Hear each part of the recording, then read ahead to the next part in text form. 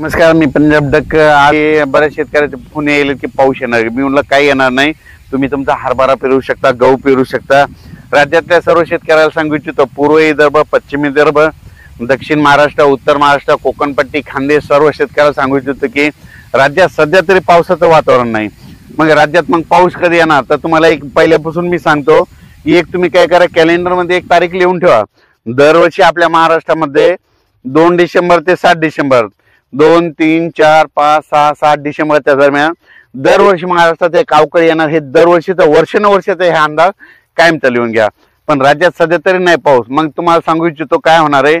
एक बंगालच्या खाडीमध्ये एक चक्रीवादळ आहे, ते काय होईल 27, 28, 29 ला लँडफॉल होईल. लँडफॉल मध्ये जमिनीच्या ते समुद्राच्या बाहेर निघेल. पण ते पाऊस मग एखाद्या आपल्या महाराष्ट्राकडे काय होईल 29, 30, 31 आणि 1-2 डिसेंबरच्या दरम्यान ते मग काय होईल, महाराष्ट्राकडे ते पाऊस थोडाफार येऊ शकतो.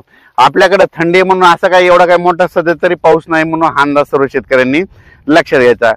फक्त काय होणार, ते चक्रीवादळ येत असल्यामुळे ते चक्रीवादळ ते म्हणजे ते काय होईल, त्याचं थोडं आभाळ देखील येणार. 28-29 नंतर राज्यामध्ये ढगाळ वातावरण राहील आणि त्याच्यानंतर जर आपल्या इकडली थंडी जर कमी झाली तर मग ते पाऊस आपल्याकडे येऊ शकतो.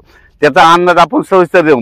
पण सध्या तरी 25 नोव्हेंबर पर्यंत कसला पाऊस नाही म्हणून हा अंदाज सर्व शेतकऱ्यांनी लक्षात घ्यायचा. बंगालच्या खाडीमध्ये एक चक्रीवादळ आहे, ते चक्रीवादळ काय होईल, तामिळनाडू कडून आंध्र प्रदेशकडून केरळ, कर्नाटक असं इथून कर्नाटक मधून अरबी समुद्राकडे जाईल.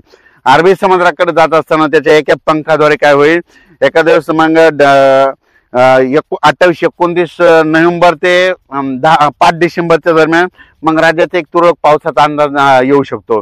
असा खूप काय मोठा नाही पडणार, पण राज्यात मग ते पण पाऊस कुठं पडू शकतो. मग ते पडला तर मग तुम्हाला सांगू इच्छितो, नांदेड जिल्हा, यवतमाळ जिल्हा, परभणी जिल्हा, हिंगोली जिल्हा, लातूर जिल्हा, सोलापूर जिल्हा, त्याच्यानंतर सांगली, सातारा, सोलापूर, कोल्हापूर, कर्नाटक, तेलंगणा, आंध्र प्रदेश त्या परिसरात होतो. पण असा सर्वदूर महाराष्ट्रामध्ये सध्या तरी आता वातावरण नाही म्हणून हा अंदाज लक्षात घ्यायचा.